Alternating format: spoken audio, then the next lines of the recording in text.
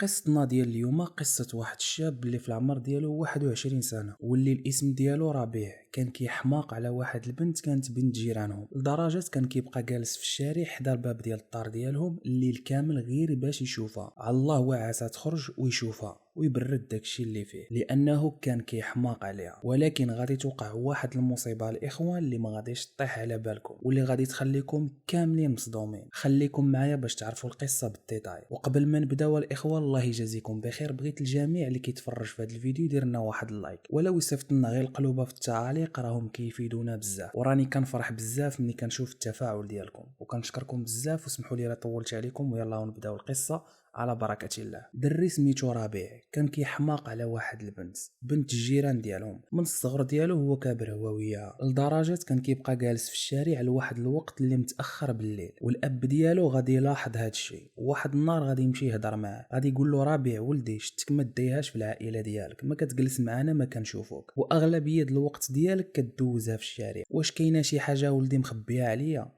واش كدير لا دروغ ولا كتدخن ولا كدير شي حاجه؟ ربيع قال الاب ديالو لا با، انا ما كندير حتى شي حاجه من هادشي، كون هاني. ولكن بما انك جبتي هذا الموضوع هذا وخفتي عليا، انا نقول لك الحقيقه. قال له با انا كنبغي بنت الجيران ديالنا وكنحماق عليها منين كنت صغير.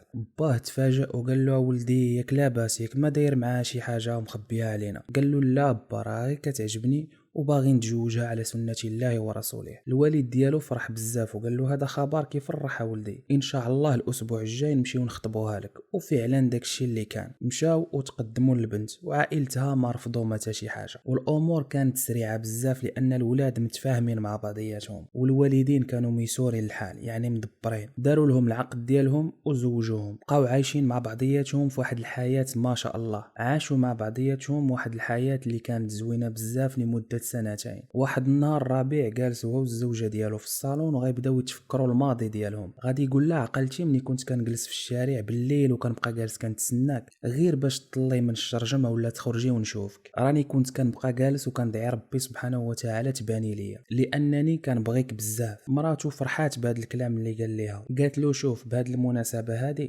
يلا هديني للكوافور نصاوب شعري وندير لك واحد المفاجاه اللي غادي تعجبك بزاف. هو ربيع قال لها ما طلبتي غير الموجود، دابا غادي نوض نلبس حويجاتي ونسخن الطوموبيل ويلا. هي كانت كتمشي عند واحد الكوافوره اللي كانت دايره لا كواف ديالها في الدار ديالها، ودايره واحد البلاصه في الدار ديالها خاصه غير بالكليان كيجيو لعندها تصاوب لهم الشعر ديالهم الى اخره. المهم ربيع هز الزوجه ديالو وداها لعندها. كي دخلت الزوجه ديالو لعندها بدا كيسمع الغوات ديال الصوت ديال الزوجه ديالو. الصوت ديال الزوجه ديالو كيعرفو، كيسمعها كتغوت ربي اللي خلقها. هو تفاجأ بالصوت ديال الزوجه ديالو، قال هذا ما غيكون غير شي واحد دخل عليهم او لا شي واحد كيعتدي ليا على مرتي. تخلع لواحد الدرجه كبيره، وهو كان ديما عنده السلاح ديالو في وسط الطوموبيل. هز السلاح ديالو وغادي طالع في الدروج يشوف شكون اللي كاين في الدار مع الزوجه ديالو اولا شكون اللي كيتعدالو على مرته. ديك الساعات هو طالع في الدروج كيخرج واحد من داك الدار اللي دخلت ليها المراه ديالو وهابط كيجري في الدروج. ربيع ما فكرش، هز السلاح وتيرا فيه 3 ديال الضربات لوسط القلب، طاح ميت.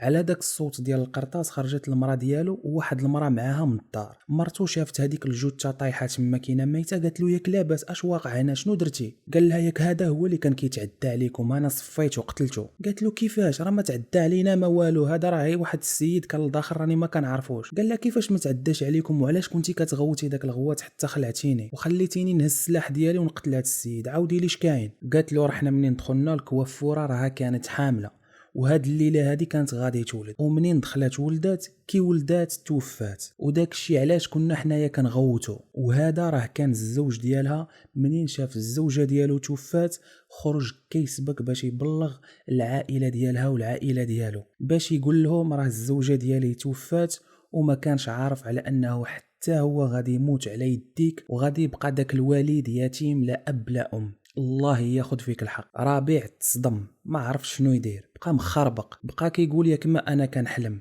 ما يمكنش هادشي اللي درت. المهم جاو البوليس ديك الساعات هزوه وداوه للمقر ديال الشرطه كيحقوا معاه. هو عيط للعائله ديالو لوالديه ولخوتو ولعمامو، عاود ليهم القصه اللي وقعات وقال لهم عتقوني اجيو عندي دابا. العائله ديال ربيع غادي يمشيو لعند العائله ديال الراجل اللي قتلوا ربيع وغادي يعاودوا له القصه كامله كيفاش وقعات، وغيقولوا له راه السيد راه غلط وكان يسحاب له شي واحد كيتعدالو على مرته، وراه سوء تفاهم وقع، ولكن ديك العائلة كان راسها قاصح. قالوا لهم والله العلي العظيم الدم بالدم، هو قتلو وتا هذا غادي يتقتل، حنا ما كايناش شي حاجه غتبردنا من غير نشوفوه ميت او لا مشنوق. لا حول ولا قوه الا بالله. ربيع تسرع واحد التسرع اللي خايب، وكانت هذه هي العبره، وفعلا غادي يتطبق حكم الاعدام في ربيع وفي الدرجه الاولى. الاخوان، العبره من هذه القصه الحقيقيه الواقعيه الاخوان وهو الإنسان ما يتسرعش، لأن التسرع دائما وفي أغلبية الأوقات كتكون على خطأ، وكما كنقولوا حنايا بالدارجة المغربية ديالنا اللي زربوا ماتوا وبالمهل كيتكال بودنجال. والمهم كانت هذه هي القصة ديالنا الإخوان. كنشكركم بزاف إلا وصلتوا لآخر فيديو. اللي ما دارناش واحد اللايك في أول فيديو ديروا لنا دابا، وما بقى لي نقول لكم في أمان الله ومع السلامة.